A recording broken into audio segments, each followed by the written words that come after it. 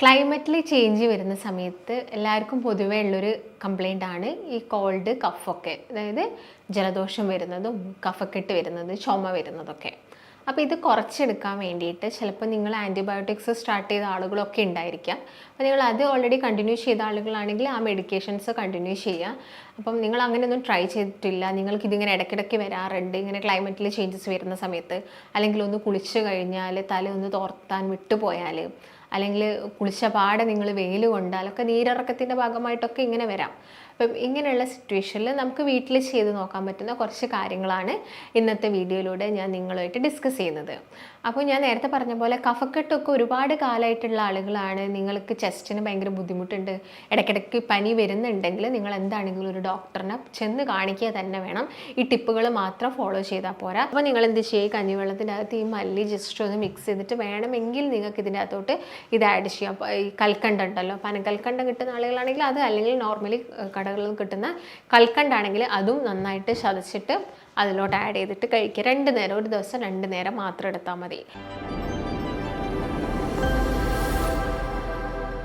നമസ്കാരം, ഞാൻ ഡോക്ടർ ഭാഗ്യ, Q&B health കെയറിലെ Ayurveda ഡോക്ടറാണ്. ക്ലൈമറ്റിൽ ചേഞ്ച് വരുന്ന സമയത്ത് എല്ലാവർക്കും പൊതുവേ ഉള്ളൊരു കംപ്ലൈൻ്റ് ആണ് ഈ കോൾഡ് കഫൊക്കെ. അതായത് ജലദോഷം വരുന്നതും കഫക്കെട്ട് വരുന്നത് ചുമ വരുന്നതൊക്കെ. അപ്പോൾ ഇത് കുറച്ചെടുക്കാൻ വേണ്ടിയിട്ട് ചിലപ്പോൾ നിങ്ങൾ ആൻറ്റിബയോട്ടിക്സ് സ്റ്റാർട്ട് ചെയ്ത ആളുകളൊക്കെ ഉണ്ടായിരിക്കാം. അപ്പോൾ നിങ്ങൾ അത് ഓൾറെഡി കണ്ടിന്യൂ ചെയ്ത ആളുകളാണെങ്കിൽ ആ മെഡിക്കേഷൻസ് കണ്ടിന്യൂ ചെയ്യുക. അപ്പം നിങ്ങൾ അങ്ങനെയൊന്നും ട്രൈ ചെയ്തിട്ടില്ല, നിങ്ങൾക്കിതിങ്ങനെ ഇടയ്ക്കിടയ്ക്ക് വരാറുണ്ട് ഇങ്ങനെ ക്ലൈമറ്റിൽ ചേഞ്ചസ് വരുന്ന സമയത്ത്, അല്ലെങ്കിൽ ഒന്ന് കുളിച്ച് കഴിഞ്ഞാൽ തല ഒന്ന് തോർത്താൻ വിട്ടുപോയാൽ, അല്ലെങ്കിൽ കുളിച്ച പാടെ നിങ്ങൾ വെയിൽ കൊണ്ടാലൊക്കെ നീരിറക്കത്തിൻ്റെ ഭാഗമായിട്ടൊക്കെ ഇങ്ങനെ വരാം. അപ്പം ഇങ്ങനെയുള്ള സിറ്റുവേഷനിൽ നമുക്ക് വീട്ടിൽ ചെയ്ത് നോക്കാൻ പറ്റുന്ന കുറച്ച് കാര്യങ്ങളാണ് ഇന്നത്തെ വീഡിയോയിലൂടെ ഞാൻ നിങ്ങളുമായിട്ട് ഡിസ്കസ് ചെയ്യുന്നത്. അപ്പോൾ ഞാൻ നേരത്തെ പറഞ്ഞ പോലെ കഫക്കെട്ടൊക്കെ ഒരുപാട് കാലമായിട്ടുള്ള ആളുകളാണ്, നിങ്ങൾക്ക് ചെസ്റ്റിന് ഭയങ്കര ബുദ്ധിമുട്ടുണ്ട്, ഇടയ്ക്കിടയ്ക്ക് പനി വരുന്നുണ്ടെങ്കിൽ നിങ്ങൾ എന്താണെങ്കിലും ഒരു ഡോക്ടറിനെ ചെന്ന് കാണിക്കുക തന്നെ വേണം. ഈ ടിപ്പുകൾ മാത്രം ഫോളോ ചെയ്താൽ പോരാ. കാരണം മേ ബി ചിലപ്പോൾ ന്യൂമോണിയ പോലുള്ള കണ്ടീഷനിലോട്ടൊക്കെ അത് മാറാനുള്ള ചാൻസസ് ഉണ്ട്. അപ്പോൾ അതെന്താണെങ്കിലും നിങ്ങൾ കുറച്ച് സീരിയസ് ആയിട്ട് എടുക്കുക. അല്ലാതെ നിങ്ങൾക്ക് ഇത് ഇടയ്ക്കിടയ്ക്ക് വരുന്നതാണ്, നിങ്ങൾ ഓൾറെഡി ഇങ്ങനെ എന്തെങ്കിലും ചൂടുവെള്ളം കുടിക്കുക, അല്ലെങ്കിൽ എന്തെങ്കിലും ചെറിയ ചെറിയ ടിപ്സൊക്കെ ഫോളോ ചെയ്യുമ്പോൾ അങ്ങ് മാറിപ്പോകുന്ന ആളുകളാണെങ്കിൽ നിങ്ങൾക്ക് ഞാൻ ഈ പറയുന്ന കാര്യങ്ങളും കൂടി ഇതിൻ്റെ കൂടെ ആഡ് ചെയ്യാവുന്നതാണ്. ഇപ്പോൾ നോർമലി ഞാൻ നേരത്തെ പറഞ്ഞ പോലെ തന്നെ ചില ആളുകൾക്ക് കഫം, അതായത് അലർജി വന്നിട്ട് തുമ്മലൊക്കെ വന്ന് ജലദോഷമൊക്കെ വന്നിട്ട് കഫക്കെട്ട് വരാറുണ്ട്. അപ്പോൾ അങ്ങനെയുള്ള കഫക്കെട്ടുള്ള ആളുകൾ കുറച്ച് ദിവസം അവർ ചിലപ്പം ഇങ്ങനെ ഡോക്ടേഴ്സിനൊന്നും കാണിക്കാതെ തന്നെ വീട്ടിൽ നിന്ന് തന്നെ ഓരോ കാര്യങ്ങളൊക്കെ ചെയ്തിട്ടായിരിക്കും ഇത്. ചില ആളുകളുണ്ട് മെഡിസിൻസ് എടുക്കാൻ നല്ല മടിയുള്ള ആളുകളുണ്ട്, അവർക്ക് മാക്സിമം വീട്ടിലുള്ള എന്തെങ്കിലുമൊക്കെ ചെറിയ ചെറിയ ടിപ്പ് വഴി അത് എടുക്കാവുന്നതിന് അവർക്ക് കൂടുതലും അവർ ആപ്റ്റ് ചെയ്യുന്നത് അങ്ങനെയാണ്. പക്ഷെ ഞാൻ നേരത്തെ പറഞ്ഞ പോലെ അങ്ങനെ ബുദ്ധിമുട്ട് വന്നിട്ട് അത് പിന്നീട് അത് ന്യൂമോണിയ പോലെയുള്ള സ്റ്റേജിലോട്ടൊന്നും പോവാതെയും നിങ്ങൾ ശ്രദ്ധിക്കേണ്ടതുണ്ട്. അപ്പം നിങ്ങൾക്ക് എല്ലാവർക്കും അറിയാം, നോർമലി നമ്മുടെ വീടുകളിലൊക്കെ കിട്ടുന്ന അതുപോലെ തന്നെ നമ്മൾ നോർമലി യൂസ് ചെയ്യുന്ന കാര്യങ്ങളൊക്കെ തന്നെയാണ് ഇന്നത്തെ വീഡിയോയിലൂടെ ഞാൻ നിങ്ങളുമായിട്ട് ഡിസ്കസ് ചെയ്യുന്നത്. അപ്പം എന്ത് കാരണം കൊണ്ടാണ് കഫക്കെട്ട് വന്നത് എന്നുള്ളൊരു ബോധം നിങ്ങൾക്ക് ഉണ്ടാവണം. ഇപ്പോൾ ചില ആളുകൾ പനിക്ക് വേണ്ടിയിട്ട് മെഡിസിൻസ് കഴിച്ചു കഴിഞ്ഞിട്ട് പിന്നീട് ഒരു പനി മാറിക്കഴിഞ്ഞാൽ അത് കഫക്കെട്ടായിട്ട്, ഇപ്പോൾ കുട്ടികളിലാണെങ്കിലും വലിയ ആളുകളിലാണെങ്കിലും ഒക്കെ നമ്മളത് കണ്ടുവരാറുണ്ട്. അപ്പോൾ അവരത് ചുമയ്ക്കുന്ന സമയത്ത് തന്നെ നമ്മൾ ചോദിക്കാറുണ്ട് അത് ഡ്രൈ ആണോ, അല്ലെങ്കിൽ അതിൻ്റെ കൂടെ സ്പൂട്ടം, അതായത് നന്നായിട്ട് കഫം പുറത്തോട്ട്, നിങ്ങൾ തുമ്മുന്ന സമയത്ത് നന്നായിട്ട് കഫം, ചുമയ്ക്കുന്ന സമയത്ത് കഫം പുറത്തോട്ട് വരുന്നുണ്ടോ എന്നൊക്കെ നമ്മൾ പേഷ്യൻസിനോട് വളരെ കോമൺ ആയിട്ട് ചോദിക്കുന്ന കാര്യങ്ങളാണ്. അപ്പം ഞാൻ നേരത്തെ പറഞ്ഞ പോലെ തന്നെ ഇപ്പം ഡ്രൈ ആണെങ്കിലും ഇതാണെങ്കിലും നമുക്ക് ഒരേ ടിപ്പ് ഫോളോ ചെയ്യാൻ പറ്റില്ല. അതായത് കഫം നന്നായിട്ട് പുറത്തോട്ട് വരുന്നുണ്ട്, പക്ഷേ ചിലത് ഡ്രൈ ആയിരിക്കും, നമുക്ക് നല്ല ചുമയായിരിക്കും ഉണ്ടാവുന്നത്. അപ്പം രണ്ടിലും ഇത് ഫോളോ ചെയ്യാൻ പറ്റില്ല. നല്ല കഫത്തോട് കൂടിയിട്ടുള്ള ചുമയൊക്കെ, തുമ്മലും ചുമയൊക്കെയാണ് വരുന്നതെങ്കിൽ നിങ്ങൾക്ക് ഈ കാര്യങ്ങൾ ഫോളോ ചെയ്യാം. ഇല്ലെങ്കിൽ നോർമലി നിങ്ങളതൊരു ചൂടുവെള്ളമൊക്കെ കുടിച്ച് വളരെ ശ്രദ്ധിച്ച് AC ഒക്കെ മാക്സിമം ഒഴിവാക്കി ഫാനിൻ്റെ നേരെ അടിയിൽ പോയിട്ട് കിടക്കുന്നതൊക്കെ കുറയ്ക്കുകയാണെങ്കിൽ ഡ്രൈ കോഫൊക്കെ നമുക്ക് ഒരുവിധം മാറ്റിയെടുക്കാൻ വേണ്ടി സാധിക്കും. എന്നിട്ടും ശരിയാവുന്നില്ലെങ്കിൽ മാത്രമാണ് നമ്മൾ മെഡിസിൻസ് എന്ന് പറഞ്ഞൊരു ഓപ്ഷനിലോട്ട് പോകുന്നത്. അപ്പം ആദ്യം തന്നെ നമുക്ക് ചെയ്ത് നോക്കാൻ പറ്റുന്നതെന്ന് വെച്ചാൽ, നിങ്ങൾക്ക് എല്ലാവർക്കും അറിയാം മല്ലി നിങ്ങൾക്കറിയാം, പച്ചമല്ലി നമ്മുടെ വീടുകളിലൊക്കെ നമ്മളത് വാങ്ങിയിട്ട് ഉണക്കിയിട്ട് പിന്നെ പൊടിപ്പിക്കുകയാണ് ചെയ്യുന്നത്, മല്ലിപ്പൊടിയാക്കുന്നത്. അപ്പം ഇത് വാങ്ങുന്ന ഒരു സ്റ്റേജ് ഉണ്ടല്ലോ, അതായത് മല്ലിയായിട്ട് നമുക്കതിൻ്റെ വിത്തായിട്ട് ചെറിയ ചെറിയ മണികളായിട്ട് നമുക്ക് കിട്ടുന്നുണ്ട്. അപ്പം ഇതാണ് നമുക്ക് മെയിനായിട്ടും ഇതിനൊന്ന് വേണ്ടത്. ഫസ്റ്റ് റെമഡിയിൽ പറയുന്നത്, നിങ്ങൾ ഈ മല്ലി എന്ത് ചെയ്യാം, 1 ടീസ്പൂൺ മല്ലി നമുക്ക് വേണം. ഈ പച്ചമല്ലി നമുക്ക് 1 ടീസ്പൂൺ അത്യാവശ്യമാണ്. പിന്നെ നമ്മൾ അരി വേവിച്ച് കഴിഞ്ഞാൽ നമുക്ക് കഞ്ഞി വെള്ളം കിട്ടുമല്ലോ, നമ്മൾ അരി ഊറ്റുന്ന സമയത്ത് നമുക്ക് വരുന്ന വെള്ളം ഉണ്ടല്ലോ, കഞ്ഞി വെള്ളം. അപ്പോൾ ആ കഞ്ഞി വെള്ളം നിങ്ങൾ മാറ്റി വെക്കണം. അപ്പോൾ നിങ്ങൾ ഈ ഒരു പച്ചമല്ലി നിങ്ങൾ എന്ത് ചെയ്യുക, 1 ടീസ്പൂൺ നന്നായിട്ട് അരച്ചിട്ട് പേസ്റ്റ് ആക്കുക. പിന്നെ കഞ്ഞി വെള്ളം നിങ്ങൾക്ക് എത്ര വേണം, 2 ടീസ്പൂൺ ആവശ്യമായിട്ട് വേണം. അപ്പോൾ ഈ കഞ്ഞിവെള്ളത്തിൻ്റെ അകത്തേക്ക് നിങ്ങൾക്ക് ഈ അരച്ച മല്ലി മിക്സ് ചെയ്തിട്ട് നിങ്ങൾക്ക് ഡെയിലി 1 അല്ലെങ്കിൽ 2 തവണ എടുക്കാം. അമിതമായിട്ട് കഴിക്കേണ്ട ആവശ്യകതയൊന്നുമില്ല. അപ്പോൾ മല്ലി എന്ന് പറയുന്നതാണെങ്കിൽ നമുക്കറിയാം, കൊറിയാണ്ടർ എന്ന് പറയുന്നത് ഒരു ആൻറ്റി ഇൻഫ്ലമേറ്ററി ഫങ്ഷൻസും ആൻറ്റി ഓക്സിഡൻ്റ് ആയിട്ടൊക്കെ വർക്ക് ചെയ്യുന്നുണ്ട്. അപ്പം അതുകൊണ്ട് തന്നെ നിങ്ങളുടെ ഇപ്പം ശ്വാസകോശത്തിൽ വരുന്ന നീർക്കെട്ട് കുറയ്ക്കാനാണെങ്കിലും ഇങ്ങനെ കെട്ടിക്കിടക്കുന്ന കഫം കുറയ്ക്കാനാണെങ്കിലും ഒക്കെ ഇത് ഹെൽപ്പ് ചെയ്യുന്നതാണ്. അതുപോലെ തന്നെ നമുക്കത് ഈ നല്ല രീതിയിൽ ഈ കഫം ഈ ചുമയുള്ള സമയത്ത് നമുക്ക് ഭയങ്കര കൺജഷൻ ആയിരിക്കും, ലങ്സിൽ ഭയങ്കര ബുദ്ധിമുട്ടായിരിക്കും, നമുക്കൊരു വിങ്ങുന്ന പോലത്തെ ഒരു ഫീലിങ്സ് വരാറുണ്ട്. അപ്പം അങ്ങനെയുള്ള സമയത്തൊക്കെ നിങ്ങൾക്ക് ഈ ഒരു കാര്യം ട്രൈ ചെയ്ത് നോക്കാവുന്ന. അപ്പോൾ നിങ്ങൾ ഓൾറെഡി മെഡിക്കേഷൻസ് എടുക്കുന്ന ആളുകളാണെങ്കിൽ നിങ്ങൾ ഇങ്ങനെയുള്ള ഒന്നും ട്രൈ ചെയ്യേണ്ട. മെഡിക്കേഷൻസ് കറക്റ്റായിട്ട് പറഞ്ഞ ആ ഒരു ഡ്യൂറേഷനിൽ നിങ്ങൾ കഴിച്ചു കഴിഞ്ഞാൽ നിങ്ങൾക്ക് ഈ ഒരു പ്രശ്നം സോൾവ് ആയി പോയിക്കോളും.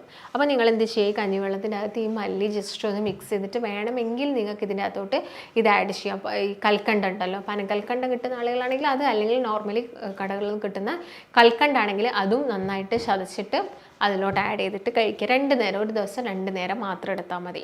പിന്നെ പറയുന്ന രണ്ടാമത്തെ ഒരു ടിപ്പ് നമുക്ക് എല്ലാവർക്കും അറിയുന്നതാണ്, നിങ്ങളെല്ലാവരും വളരെ കോമൺ ആയിട്ട് കുട്ടികൾക്കൊക്കെ ട്രൈ ചെയ്ത് നോക്കുന്ന ഒരു ഇതാണ്. ഇത് നമുക്ക് ഹെർബൽ ടീ ആയിട്ട് തന്നെ വേണമെങ്കിൽ പറയാം. ഇതൊരു ഹെർബൽ ടീ പോലെയാണ്.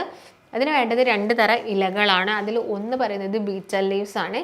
ബീറ്റൽ ലീവ്സ് എന്ന് പറയുന്നത് വെറ്റില.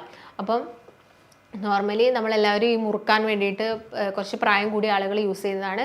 പക്ഷേ അത് കണ്ടിന്യൂസ് ആയിട്ട് യൂസ് ചെയ്യുന്നത് അത്ര നല്ലതല്ല. ബീറ്റൽ ലീവ്സ് ആണെങ്കിലും അതിൻ്റെ ഇൻഗ്രീഡിയൻസ് നമ്മുടെ ബോഡിയിൽ എത്തുന്നത്. പക്ഷേ നിങ്ങൾക്ക് നല്ല കഫക്കെട്ട് ഉണ്ടെങ്കിൽ നിങ്ങൾക്കൊരു 7 ഡേയ്സ് നിങ്ങൾക്ക് ജസ്റ്റ് ഒന്ന് ഇത് ട്രൈ ചെയ്ത് നോക്കാം. പിന്നെ നിങ്ങൾക്കത് നിന്നിട്ട് നിങ്ങൾക്ക് മാറുന്നില്ലെങ്കിൽ പിന്നെ നിങ്ങളത് ഫോളോ ചെയ്യേണ്ട ആവശ്യകതയില്ല. അപ്പോൾ വലിയ കഫക്കെട്ടൊന്നുമില്ല, ചെറിയൊരു രീതിയിലാണെങ്കിൽ നിങ്ങൾ 1 2 ഒരു മാക്സിമം പോലെ ഒരു 3 ദിവസം മാത്രം ട്രൈ ചെയ്ത് നോക്കിയാൽ മതി. അതിന് വേണ്ടത് ഒരു വെറ്റിലയാണ്. പിന്നെ വേണ്ടത് ഒരു 2 3 പനിക്കൂർക്കയുടെ ഇല.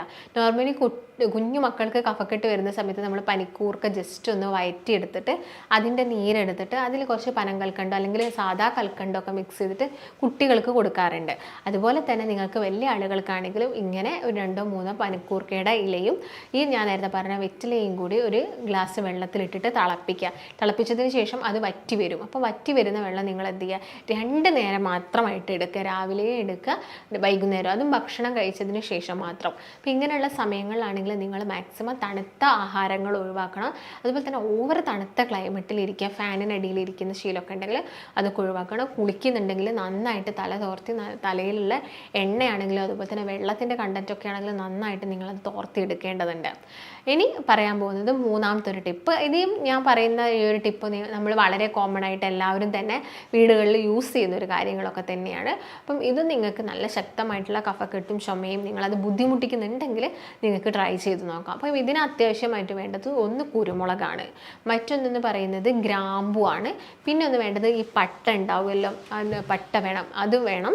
പിന്നെ അതിൻ്റെ കൂടെ തന്നെ നമുക്ക് അത്യാവശ്യമായിട്ടുള്ളത് മഞ്ഞളാണ്. അപ്പോൾ പച്ചമഞ്ഞൾ കിട്ടുന്ന ആളുകളാണെങ്കിൽ പച്ചമഞ്ഞൾ യൂസ് ചെയ്യുക, ഇല്ലെങ്കിൽ പൊടിയൊക്കെ ആണെങ്കിൽ നമ്മൾ വീടുകളിൽ തന്നെ ഉണ്ടാക്കുന്ന പൊടിയാണ് കുറച്ചും കൂടി നല്ലത്.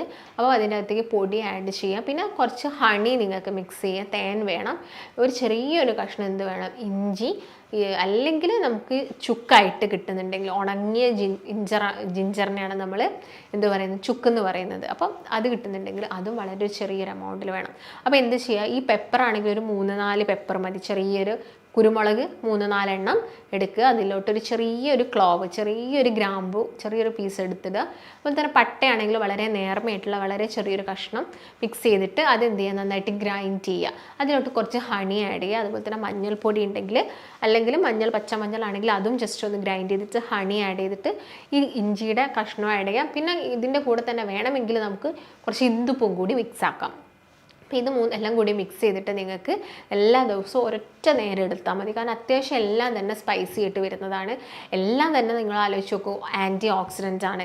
ഇതും നിങ്ങളുടെ ശരീരത്തിലുള്ള ഇൻഫ്ലമേഷൻസ് കുറയ്ക്കാനാണ് ഹെൽപ്പ് ചെയ്യുക. അപ്പോൾ കഫക്കെട്ട് വന്നിട്ട് അത് ഇൻഫ്ലമേഷനിലോട്ട് പോകുന്നതാണെങ്കിലും നമുക്ക് പ്രിവെൻറ്റ് ചെയ്യാൻ വേണ്ടിയിട്ട് സാധിക്കും. അപ്പോൾ നിങ്ങളിങ്ങനെ കഫക്കെട്ട് വന്നിട്ട് പനിച്ച് കിടക്കുന്ന ആളുകളൊക്കെ ആണെങ്കിൽ നിങ്ങൾ എന്താണെങ്കിലും ഒരു ഡോക്ടറിൻ്റെ അടുത്ത് നിർദ്ദേശം എടുക്കേണ്ടതുണ്ട്. കാരണം ചിലപ്പോൾ നമുക്ക് ചെസ്റ്റിന് ഇൻഫെക്ഷൻ വന്നോ എന്നുള്ള കാര്യങ്ങളൊന്നും അറിയില്ല. അതുകൊണ്ട് ഒരു ഡോക്ടറിൻ്റെ അടുത്ത് എന്താണെങ്കിലും പോകണം.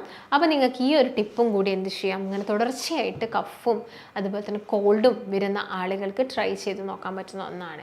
അപ്പം ഞാൻ പറഞ്ഞ പോലെ തന്നെ എല്ലാവർക്കും ഈ മെഡിക്കേഷൻസ് എടുത്തിട്ട് അസുഖം മാറ്റണം എന്നാഗ്രഹിക്കുന്ന, പ്രത്യേകം പറയുകയാണെങ്കിൽ ഇങ്ങനെയുള്ള അസുഖങ്ങൾ, ഈ തുമ്മുന്ന അസുഖം, അതുപോലെ തന്നെ ജലദോഷം, കഫക്കെട്ട്, ഇതൊക്കെ എല്ലാവർക്കും മെഡിക്കേഷൻസ് കഴിച്ച് മാറ്റാൻ താല്പര്യം ഉണ്ടാവില്ല. അപ്പം അല്ലാത്ത പക്ഷം ആളുകൾക്കാണ് ഇങ്ങനെയുള്ള ടിപ്പുകളൊക്കെ പറഞ്ഞു തരുന്നത്. അതുപോലെ തന്നെ നിങ്ങളിപ്പോൾ ഷുഗറിനാണെങ്കിലും മറ്റുള്ള BP-ക്കാണെങ്കിലും മെഡിസിൻസ് ഒക്കെ കഴിക്കുന്ന സമയത്താണെങ്കിലും ഇതൊന്നും ഒരുപാട് കാലം ട്രൈ ചെയ്യരുത്. ഇതെല്ലാം തന്നെ ഒരു ലിമിറ്റഡ് ആയിട്ടുള്ള ടൈം പീരീഡിൽ നിങ്ങൾക്ക് ഒന്ന് ട്രൈ ചെയ്ത് നോക്കാൻ പറ്റുന്ന കുറച്ച് ടിപ്പുകളാണ്. ഇപ്പം ചില ആളുകൾക്ക് ചിലപ്പോൾ മരുന്നും കൂടി അത്യാവശ്യമായിട്ടുണ്ടായിരിക്കാം. അപ്പം ആയുർവേദത്തിൻ്റെ കേസൊക്കെ നോക്കുകയാണെങ്കിൽ നമുക്ക് യാതൊരു സൈഡ് എഫക്ട്സും വരുന്നില്ല. നമുക്ക് കറക്റ്റായിട്ട് ഇത് ക്യൂർ ചെയ്ത് പോകാൻ പറ്റുന്നതേ ഉള്ളൂ.